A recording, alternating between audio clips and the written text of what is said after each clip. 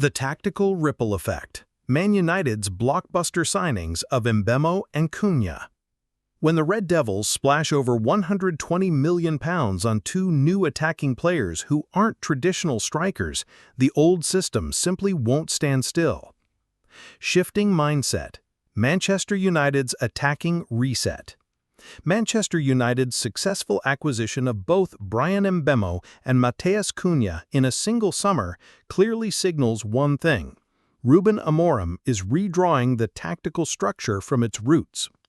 Crucially, neither Mbeumo nor Cunha are pure out-and-out strikers.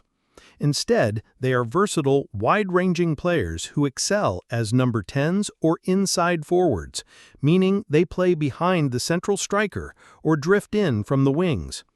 They are tempo setters, space creators, and link-up players, not merely goal scorers.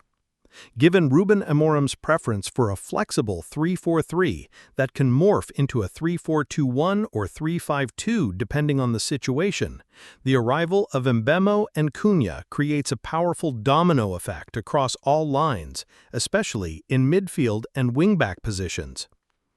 Who was affected by this shift? Mbeumo, from shining gem to tactical victim? Kobbie Mainoo was one of United's brightest sparks last season. Despite being only 19 years old, his maturity, ball progression, and excellent tactical awareness made him a pillar in a pivot or box-to-box role.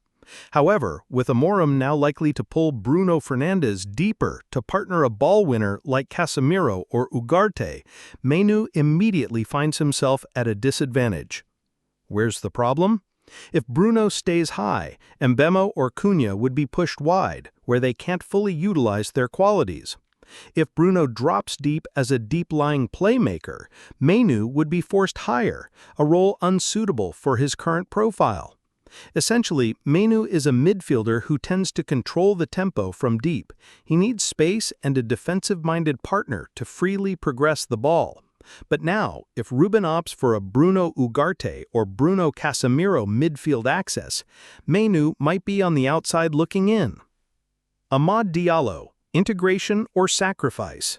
Amad is a highly technical, creative player who could operate as a number 10 or on the right in Ten Hag's old 4-2-3-1. But under Amorim, with the formation evolving, Amad's role becomes more precarious than ever. Assuming Amorim uses a 3-4-2-1, the two attacking midfielders behind the striker would be Mbeumo and Cunha. So, where does Amad play?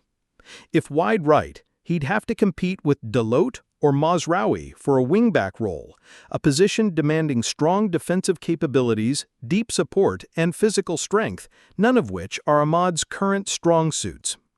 If playing as a number 10, there's no room, given Mbeumo and Cunha are the priority choices. If on the bench, this wastes potential and could lead to frustration similar to his previous loan spell. This is a headache for Amorim. Amad is a creative gem, but not a 100% fit for the new system. Reimagining the formation, is there still space for Mainoo and Amad? Amorim's tactical acumen, don't underestimate his flexibility. We mustn't forget that Ruben Amorim is not a rigid coach. At Sporting Lisbon, he transformed his 3-4-3 into a multi-tool that could become a 3-5-2, a 4-4-2 diamond, or even a high-pressing 4-3-3 depending on the opponent and available personnel.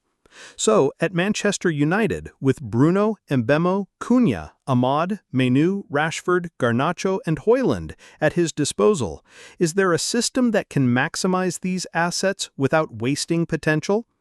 Proposed Formation 1. 3-4-1-2, the inverted diamond. Cunha plays as a trequartista, a free-roaming playmaker. Mbeumo tucks in as a second striker, focusing on runs into the box and first-line pressing. Bruno drops deeper into midfield, playing as a regista, dictating play from deep, a position where he thrived at Udinese. Mainoo takes on the role of a transitional pivot, the player who shifts play from defense to attack while screening the midfield. Proposed Formation 2, 4-3-3, Amad Unleashed. The 4-3-3 allows Ahmad to return to his preferred role, an inverted ringer on the right, where he can cut in for shots or dangerous passes. Mbeumo holds the left flank, aiding pressing and stretching defenses, a significant strength of his.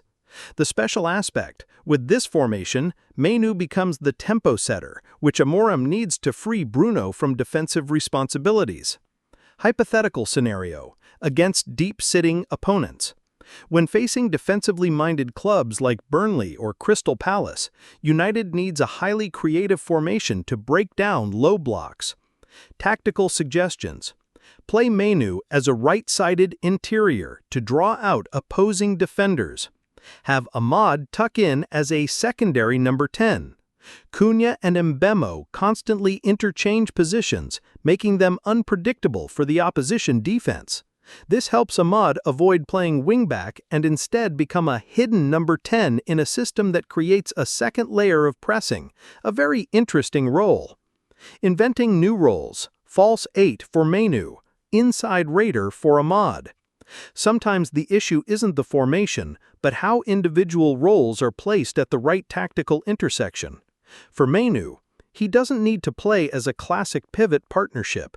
He can become a false 8, someone who presses and drops deep as a supporting outlet for quick counterattacks. For Ahmad, more than just a winger or number 10, let him play as an inside raider, coming in from the wing but cutting vertically into the channel between the center-back and fullback to exploit defensive blind spots. Amorim successfully used this type of role at Sporting Lisbon with Pedro Gonzalez. Ahmad can absolutely become a Premier League version of Pedro Gonzalez if developed correctly. The question isn't whether Mbeumo and Ahmad are good enough, but whether Amorim is creative enough to carve out a living space for them. Both the 3-4-1-2 and 4-3-3 formations are tactical keys to keeping both players in the long-term plan. If Amorim fine-tunes his approach, Manchester United will possess a squad with both deep strength and tactical versatility, ready for any scenario. Long-term strategy and the future of Mbeumo and Ahmad under Amorim's reign. No one wants to be on the bench forever, but sometimes taking one step back prepares you for 2 steps forward. Amorim's strategic vision, redrawing the United map from year 2.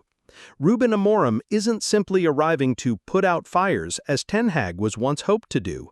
He comes with a clear philosophy: to build a modern, pressing Manchester United that controls the midfield, transitions quickly, and possesses a Portuguese technical identity. From his first season, he's been given the sword. £71 million for Mbeumo, Cunha arriving early, retaining creative talents like Bruno, Garnacho, Rashford. However, the inevitable personnel surplus in midfield and on the flanks is unavoidable. So, what is the path forward for Mbeumo and Ahmad, 2 precious gems from the Carrington Academy? Scenario 1. Retain and patiently rotate. If Amorim wants to ensure squad depth, especially with United competing on multiple fronts, keeping Mbeumo and Ahmad is a sensible option. However, to avoid stifling these 2 talents, the coach needs to clearly define their tactical roles and commit to playing time. Solution: Mbeumo becomes a rotational player in the number 6 or number 8 position. Against weaker teams or when midfield control is needed, he can replace Ugarte or Casemiro.